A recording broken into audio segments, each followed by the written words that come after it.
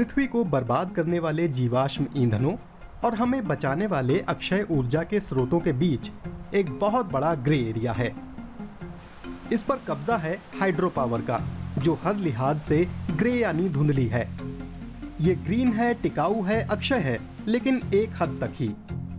ज्यादातर hydro power यानी पनबिजली बांधों से मिलती है जो नदियों पर बनाए गए हैं।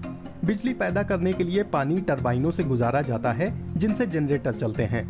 जाहिर है सारे बांध बिजली नहीं बनाते और ना ही तमाम पनबिजली बांधों से मिलती है।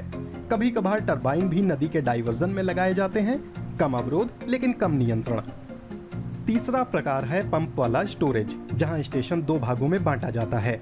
पर्याप्त ऊर्जा होने पर पानी को ऊपर खींचा जाता है, फिर टरबाइन से नीचे गिराया जाता है जहां ऊर्जा की जरूरत है। खास तौर से ये बड़ी बैटरी की तरह काम करता है।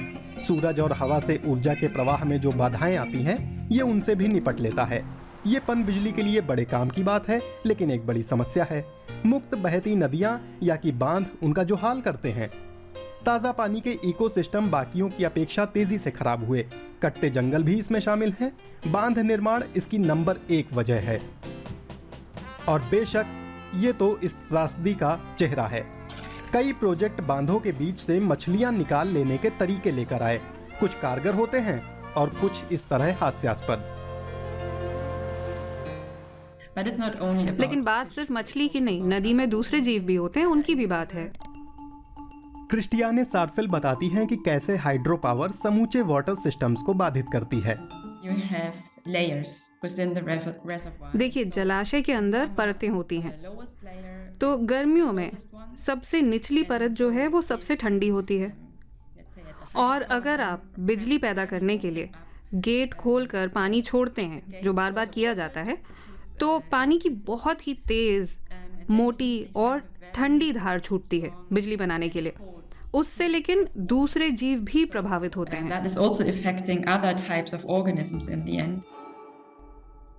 लेकिन बांध बनाना दूसरे लिहाज से भी बुरा है। संयंत्र बनाने में इस्तेमाल स्टील और सीमेंट पृथ्वी पर सबसे ज्यादा कार्बन निकालने वाली सामग्रियां हैं। और जैसा हमने कहा कि हाइड्रो पावर एक हद तक ही ग्रीन और टिकाऊ है, इसका बड़ा कारण है ट्रॉपिकल इलाकों में जलाशयों से होने वाला ग्रीन हाउस गैस उत्सर्जन। पानी में डूबे पेड़ ज्यादा तेजी से सड़ते हैं और मीथेन निकालते हैं। इसीलिए कुछ पनबिजली परियोजनाएं जलवायु को ज्यादा नुकसान पहुंचाती हैं। नासा का ये ग्राफिक ज्यादा तत्काल प्रभावों को दिखाता है। थ्री गॉर्जेस डैम से नदी के ऊपरी हिस्से में 13 शहर, 140 कस्बे और 1300 से ज्यादा गांव डूब गए थे। स्थानीय मौसम भी उसकी वजह से बदल गया।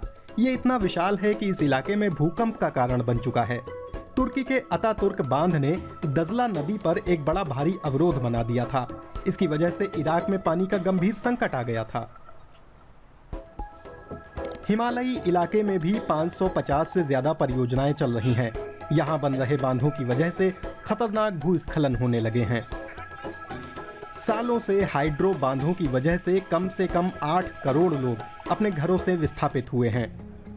इन दिनों जलवायु आंदोलन की वजह से भी पनबिजली को बहुत बढ़ावा दिया जा रहा है, क्योंकि जीवाश्म ईंधनों की तुलना में ये इतनी बुरी नहीं दिखती। 2021 के जलवायु सम्मेलन में कई देशों ने साफ ऊर्जा के एक मुख्य स्रोत के रूप में हाइड्रो पावर पर जोर दिया।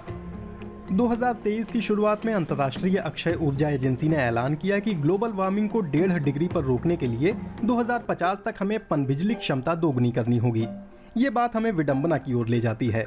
पनबिजली के उभार का एक दौर आ चुका है और जलवायु संकट को कम करने का जरिया बताई जा रही ये तकनीक खुद संकट में है।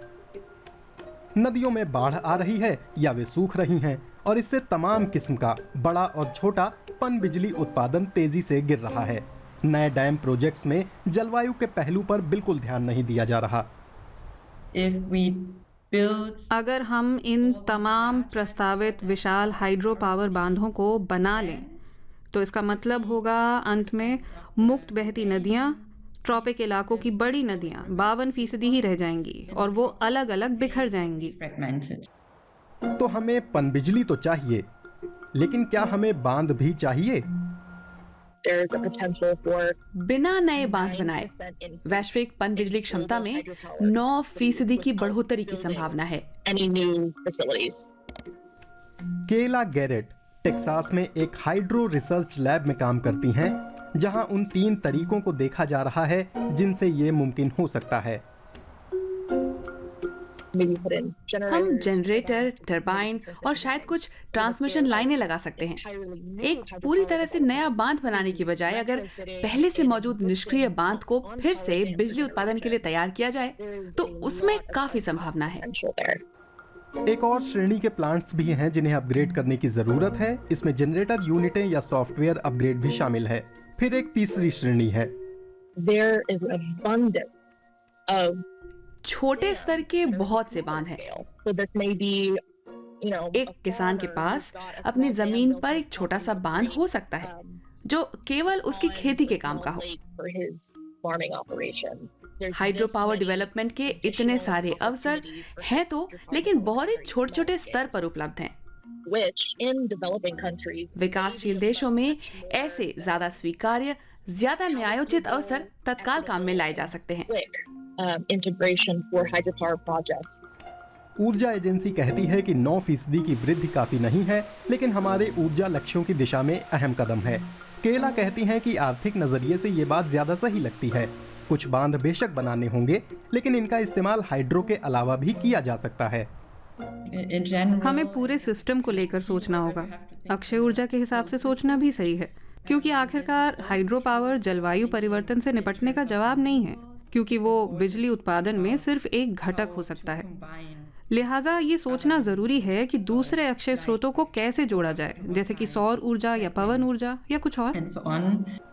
कुछ जगहों पर ये काम पहले से जारी है, जैसे पुर्तगाल में तैरते सौर पैनल सीधे बांध के हाइड्रो पावर सिस्टम को सरप्लस ऊर्जा मुहैया कराते हैं। अक्षय ऊर्जा को स्टोर करने वाली विशाल बैटरियों की तरह जल बिजली का इस्तेमाल करने में ऐसे प्रोजेक्टों के पास बड़ी संभावना है। हाइड्रो से बिजली हमारे भविष्य का हिस्सा हो सकती है, लेकिन किसी और चीज की कीमत पर नहीं। तभी हम एक सच्चे हरित भविष्य की ओर बढ़ पाएंगे।